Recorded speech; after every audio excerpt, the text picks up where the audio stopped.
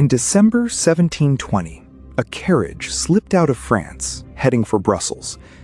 Inside was a man who, less than a year earlier, had been appointed Controller General of Finances, the most powerful economic official in the entire nation. His name was John Law.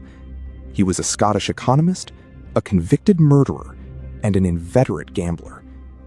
Over the previous 4 years, Law had completely rewired the financial machinery of the French state. He convinced the crown to abandon traditional metal coins and embrace paper money, effectively inventing modern central banking. But the system he built had just violently collapsed, wiping out the fortunes of the French elite and completely destroying public trust in paper currency. The wreckage left behind by his escape would cast a shadow over France for decades. To understand how John Law ascended to the absolute peak of French power and why he was suddenly fleeing into exile, we have to rewind to a moment of desperate royal insolvency. On September 1st, 1715, King Louis XIV died, bringing an end to a monumental 72-year reign. He left behind a severely expanded French territory, a magnificent palace, and a completely insolvent state. The royal debt stood at approximately 3 billion livres. To service that massive debt, the crown had an annual revenue of just 145 million livres. It was a mathematical impossibility. The Duke of Orleans, ruling as regent for the child King Louis XV, desperately needed a solution. Enter John Law. Law was an unlikely savior. In 1694, he had escaped a London prison after being convicted of murdering a man named Edward Wilson in a duel, fleeing to continental Europe. But Law was also a brilliant, if highly unorthodox, mathematical mind. In the year 1705, he had published a treatise titled Money and Trade Considered. In it, Law argued that national wealth was not determined by hoarding gold or silver, but by trade, and trade required a flexible money supply. He advocated for paper currency backed by land or commercial assets, rather than precious metals. To a French regent staring down a mathematically impossible mountain of debt, John Law's theories sounded less like economic philosophy and more like a lifeline. In May 1716, Law was granted permission to test his theories. He established the Banque Générale, France's first private bank authorized to issue paper money. At first, the notes were highly successful, stimulating local trade and proving far more convenient than hauling chests of silver. The regent was so impressed that by December 1718, the institution was nationalized, becoming the state-owned Banque Royale. But John Law was not just building a central bank. He recognized that to clear the massive royal debt, the state needed an asset spectacular enough to persuade creditors to trade their government bonds for paper shares. In August 1717, he chartered the Compagnie d'Occident, a trading enterprise granted exclusive rights to exploit the commercial potential of French Louisiana in North America. The following year, the city of New Orleans was founded to serve as its colonial hub. But Law did not stop there. In 1719, he aggressively consolidated nearly all competing French maritime trading operations into a single massive monopoly. It was officially named the Compagnie des Indes, though history would remember it as the Mississippi Company. Law now controlled both the national supply of money and the totality of French overseas trade. What John Law engineered next was a brilliant, highly dangerous closed-loop monetary system. The government authorized the printing of vast sums of paper banknotes through the Banque Royale.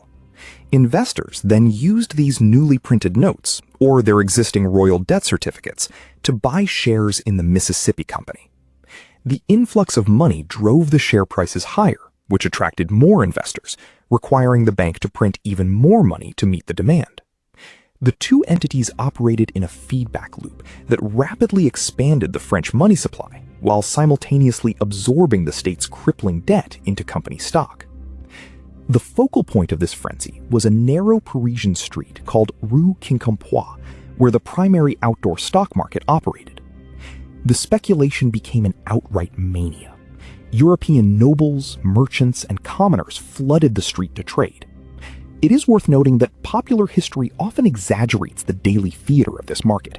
The famous anecdote of hunchbacks renting out their backs as makeshift writing desks on Rue Quincampoix originates from Charles Mackay's 1841 book rather than from verified 1720 records. But the genuine financial metrics were staggering, even if historical records conflict on the exact peak.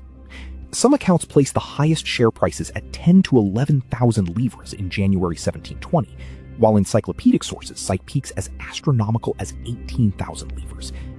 By early 1720, the entire French economy was dangerously overheated. In January 1720, Law reached the absolute zenith of his influence when he was appointed Comptroller General of Finances. A month later, the Banque Royale and the Mississippi Company were formally merged. One man now possessed total authority over the nation's treasury, its central bank, and its largest commercial corporation. But the fatal flaw in the closed-loop system was rapidly emerging. Keeping the share prices elevated required relentless, continuous money printing. And printing vast amounts of unbacked paper currency inevitably creates inflation. The sheer velocity of this inflation remains a subject of historical debate.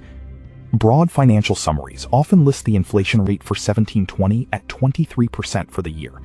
However, specialized academic sources indicate that the economic distortion was far more violent, with inflation spiking to 23% in the single month of January 1720 alone.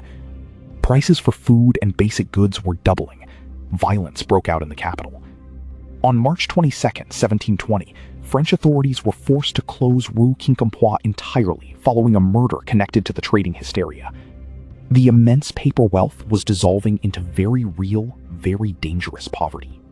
John Law understood the mathematics of his own system better than anyone, and he realized the money supply had severely outpaced any underlying commercial reality in French Louisiana.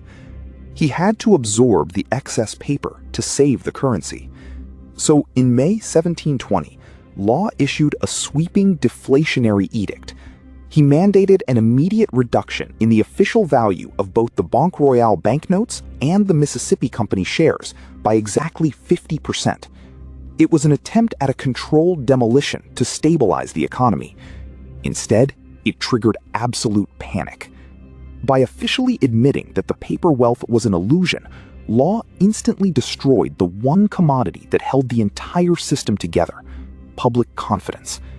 Investors violently rushed to convert their depreciating paper notes back into hard gold and silver, draining the bank's reserves in a matter of days. The massive financial bubble did not gently deflate, it completely shattered. The collapse was total. By December 1720, the architect of the Mississippi scheme fled into exile, leaving the ruined investors behind. By September 1721, the shares of the Mississippi Company had crashed all the way back down to their original issue price of 500 livres. Fortunes that had been built over months evaporated in weeks. John Law spent his final years wandering Europe. The man who had briefly commanded the entire economy of a global empire died in poverty in Venice in 1729. The massive royal debt, which Law had temporarily managed to clear from the books, effectively re-emerged. But instead of being held by major creditors, it had been dispersed as massive, unrecoverable losses among the general French public who had traded hard assets for worthless paper. Today, economic historians still firmly disagree on John Law's true legacy. Some view him as a visionary pioneer of central banking and quantitative easing, an architect whose modern financial leverage simply escaped his control due to the primitive tools of his era. Others conclude he was merely the operator of an intentional, state-sponsored proto-Ponzi scheme, a cynical mechanism designed from the start to erase royal debt at the public's expense. Regardless of his intent, the trauma of the 1720 crash profoundly scarred the French national psyche. Central banking, paper money, and advanced credit systems became entirely taboo in France for decades. While the Mississippi scheme did not directly trigger the French Revolution, which erupted in 1789 due to immediate grain shortages and late 18th century crises, it left a fatal structural weakness. Because the monarchy was culturally and politically blocked from using modern banking mechanisms to handle new debt shocks, it faced the financial crises of the late 18th century with its hands tied behind its back. John Law may have attempted to save the French crown, but in destroying the nation's faith in credit, he quietly set the stage for its eventual execution.